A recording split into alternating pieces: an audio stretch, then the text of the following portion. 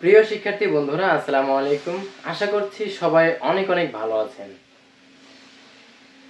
আপনি যদি খুব সহজ এবং কার্যকর পদ্ধতিতে সম্পূর্ণ ফ্রিতে কোরিয়ান ভাষা শিখতে চান, তাহলে আমাদের এই basic Korea learn with Ahsan YouTube channel subscribe করুন।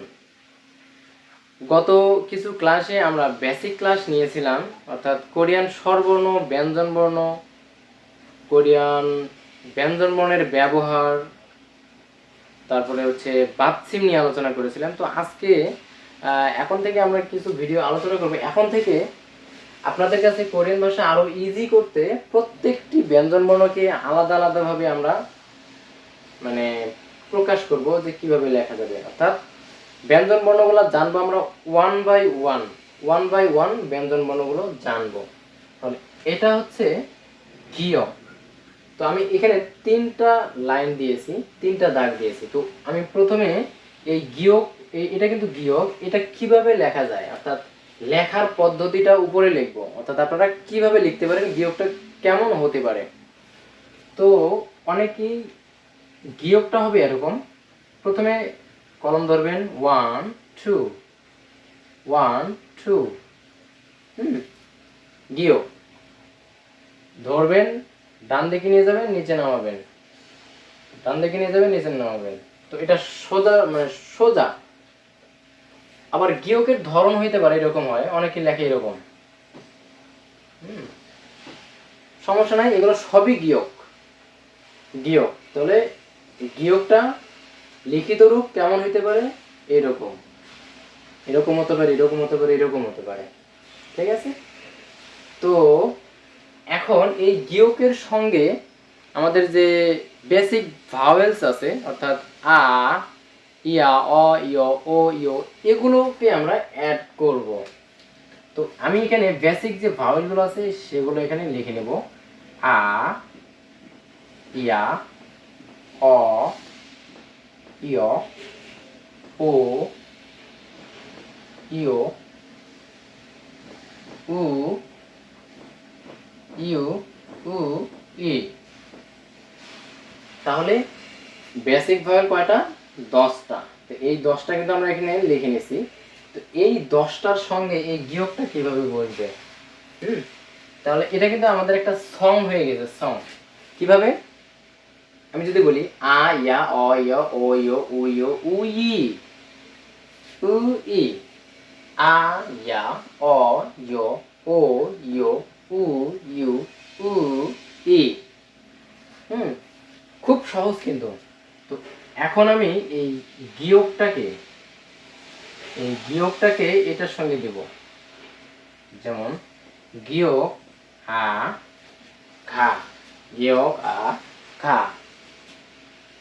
তারপরে এটাকে এটার সঙ্গে দিব গিয়ক ইয়া ঘ্যা, আ ইয়া ঘা গিয়া, গা গিয়া, আয়া গা গিয়া, ইয়া ঘ ইয়া গিয়া।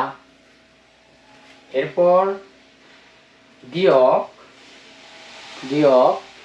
তারপরে দিব অ, ক, অ, ক, অ, ক, আ ইয়া অ, গা গিয়া গ, ক, ক্ষিয়,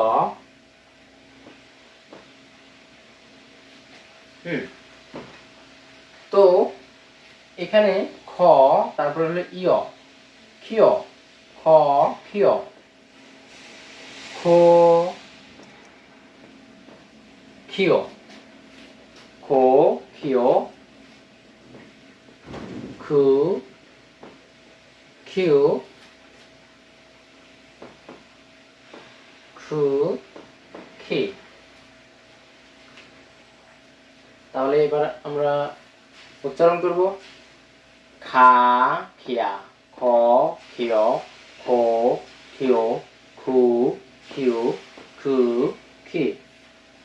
ওকে। তো এখন আমরা এখান থেকে কিছু ওয়ার্ড দেখব, এই শব্দগুলো দিয়ে কিছু ওয়ার্ড তৈরি করব। যেমন খা, খা, খা, খামজা। খামজা মানে হচ্ছে আলু। খামজা, খামজা মানে আলু। এবার খিয়া, খ।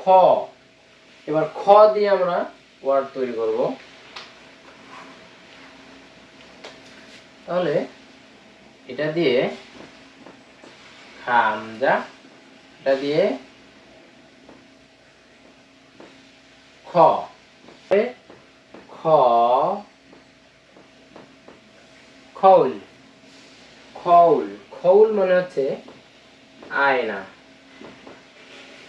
খৌল, খৌল মানে আয়না। এবার কোরিয়ান যে শীতকাল আছে, এই শীতকালের খিও দিয়ে হবে। খিওউল, খিও,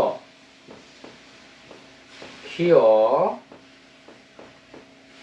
খিওউল মানে হচ্ছে শীতকাল। খিওউল মানে শীতকাল।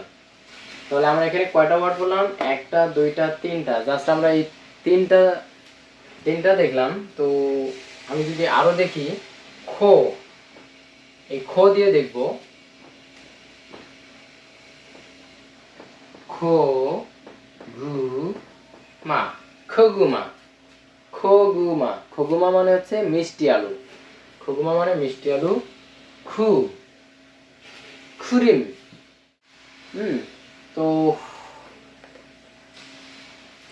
তো ফ্রেন্ডস, এই ছিল আমাদের 1 by 1 ব্যঞ্জনবর্ণ শিক্ষার প্রথম ক্লাস। 1 by 1 ব্যঞ্জনবর্ণ শিক্ষার প্রথম ক্লাস। যদি এই ক্লাসটি আপনাদের ভালো লেগে থাকে, অবশ্যই আমাদের এই চ্যানেলটাকে সাবস্ক্রাইব করে দেবেন। তো সবাই ভালো থাকবেন, সুস্থ থাকবেন। আল্লাহ হাফেজ।